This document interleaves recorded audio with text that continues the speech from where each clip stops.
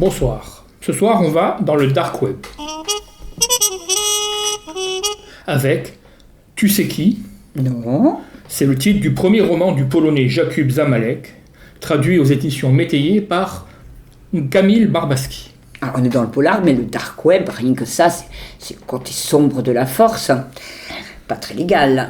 Oh, pour le lecteur, ça posera pas de problème. Pour certains protagonistes du roman, oui, mais par contre, ça peut leur rapporter gros. Et alors, qu'est-ce qui se passe dans ce dark web? Des choses pas très ragoûtantes, mais on n'y arrive pas comme cela dans le dark web.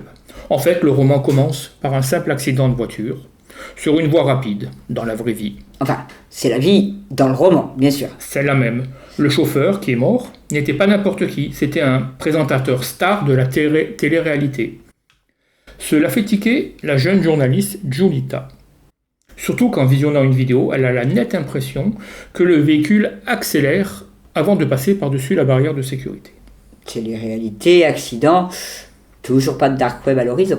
Et toujours pas quand je vous aurais dit que Julita, qui rêvait d'être journaliste d'investigation, doit se contenter d'écrire des articles putassiers pour un site web qui ne l'est pas moins. Du genre, la maîtresse du ministre a un amant dans l'opposition. Par exemple. Et avec des photos si possible, et plus l'article génère de clics, plus elle est payée. Mais cet accident va la pousser à enquêter plus sérieusement, et là, sa vie bascule.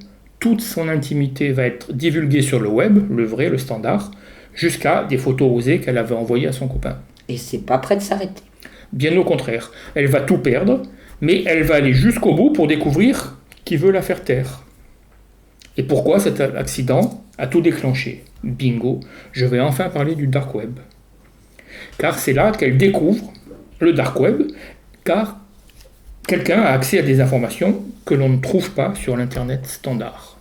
Donc en fait, c'est un roman qu'on pourrait classer comme thriller technologique. Oui, et avec pas mal d'humour. L'auteur précise en exergue, ceci n'est pas un roman de science-fiction. Même si certaines techniques utilisées ne me semblent pas encore disponibles aujourd'hui.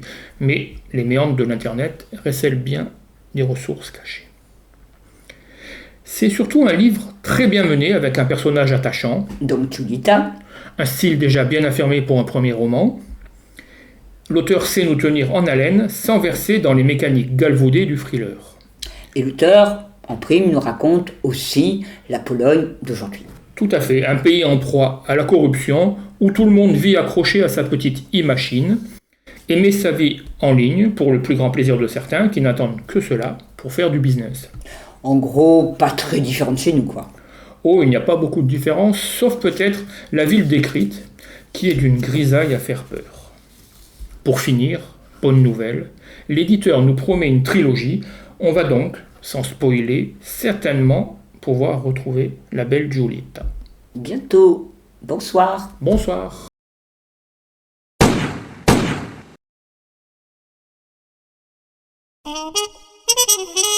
Thank you.